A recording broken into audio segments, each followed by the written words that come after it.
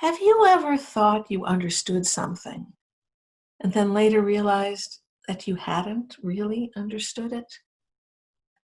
This is a story of one of my journeys toward understanding. When I first saw this, I thought, I understand what this means. That phrase was created in reaction to the acquittal of the killer of 17-year-old Trayvon Martin. He was just a 17-year-old returning from a convenience store when a neighborhood watch guy thought he looked suspicious, started following Trayvon. A fight broke out and the neighborhood watch guy pulled out a gun and killed 17-year-old Trayvon. Of course, Black Lives Matter. Besides, I had taken a diversity course at the company where I worked 15 years prior to that. And I've always remembered what Larry, the Black man who was leading that training group, said. I was on vacation in New Hampshire, in a tourist town on the coast. As I was going into a gift shop, a white woman came out saying, "I'll be right back." I thought, oh, okay. But when I went in, I looked around and I realized I was the only one in the store. She must have been the person in charge. She let me go into her store alone. In Schenectady, whenever I go into a store, I'm followed. It broke my heart. I mean, he must dread every time he goes into a store. And maybe he has to gear himself up. Yes, I'm going into a store now. Yes, it's going to happen again. I know I'm a good man. It doesn't matter what these people think.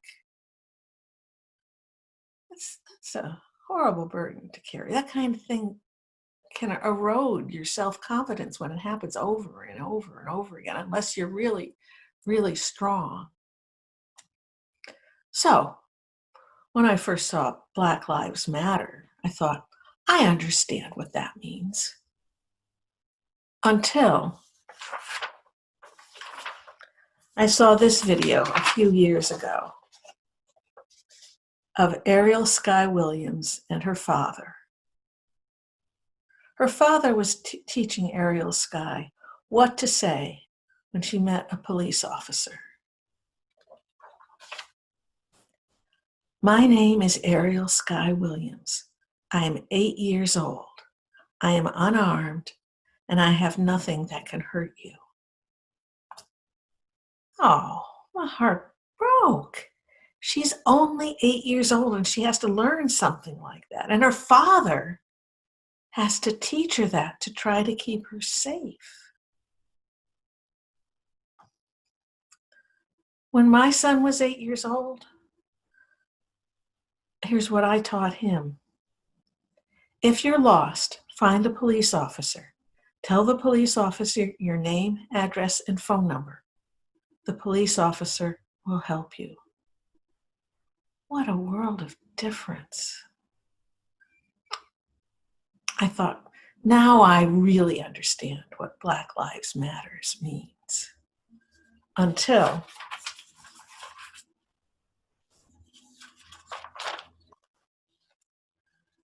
early June 2020,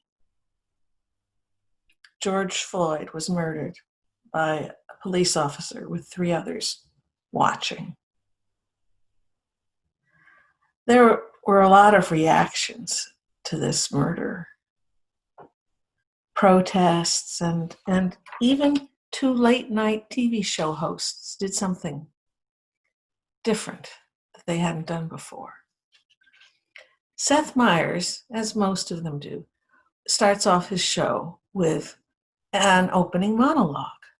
But for 4 nights in a row instead, he asked one of his writers, Amber Ruffin, to talk about her confrontations with police.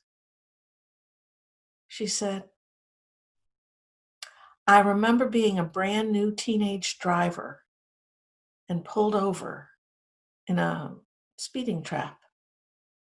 This angry white cop came storming over to my car, shouting obscenities, and I thought, I'm going to die. He's going to drag me out of my car and beat me to death." And I burst into sobs.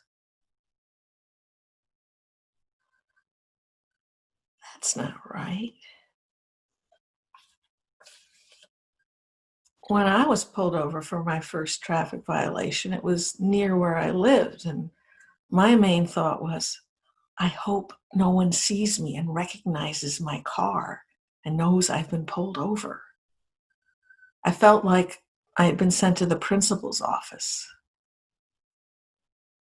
I didn't think I was going to die. Amber ended her fourth night by saying, "Everyone I know has stories like these. Some have a few, many have many. Black people leave their homes every day knowing that at any minute they could be murdered by the police." Oh my goodness, that's so much more than just being strong when being followed around in a store. Black people must feel they live in a land of snipers who can murder them just for the color of their skin. What a huge burden. I wonder if they ever feel safe. I mean, people have been murdered in their homes by accident. Well, after listening to Amber, I thought, now I really understand what Black Lives Matters means. Until I watched a video from James Corden's late night TV show. He was angsting about white privilege and how he felt so bad about having it. When out popped in this skit Olivia Harewood, one of his writers. And she said, "James, you don't have to be ashamed about having white privilege, feeling bad about it. Well, maybe a little, but you didn't create it. You inherited it. And white privilege means that the color of your skin didn't make your life more challenging." She said, "But you can do something with your white privilege. You can use it to fight for social justice, for big issues and small. And you can listen to Black people tell their stories without telling them about, oh, I didn't know, I'm so sorry," and going on and on. Just listen to their stories, James. Oh, so now I thought, now I understand what Black Lives Matters really means. Until I heard my friend, storyteller Sheila Arnold, tell a story about her adult son.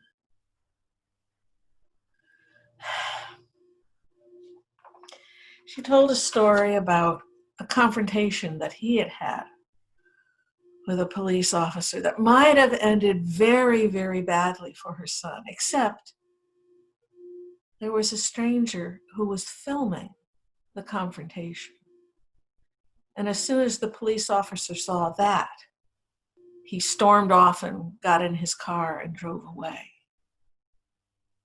Sheila ends her story by saying, "I rejoice that that stranger had been a witness for my son. And now I am being a witness for my son. I ask you to be a witness for those who need someone to stand with them. Because frankly, I'm relieved that my son is not a statistic. Yet." Yet. Oh my goodness. Things don't get better when Black children grow up. They only get worse. Oh.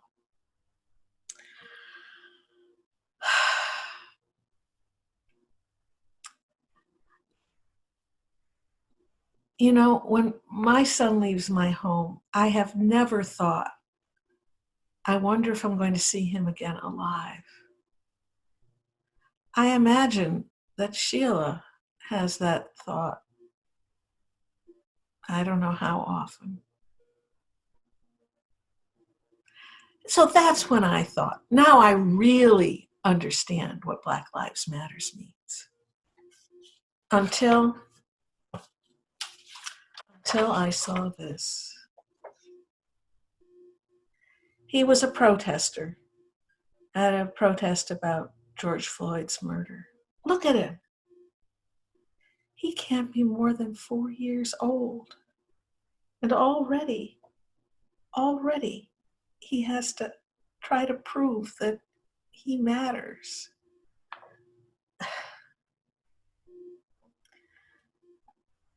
It's such an unimaginable burden that he has, that his parents have. And this is when I realized I will never really understand what Black Lives Matters means. Oh, I'm sure that I will understand more every time I listen to someone's story. But I will never really understand what Black Lives Matters means the same way Black people do. I can't.